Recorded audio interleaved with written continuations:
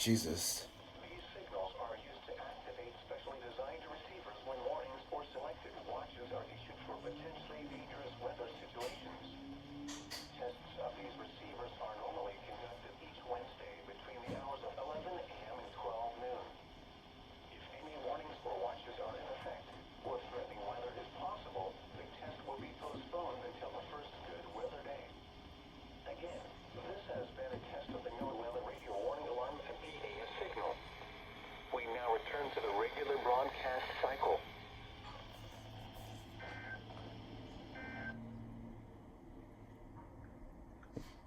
You're late, KHB 49. You were supposed to be in test 8 minutes ago.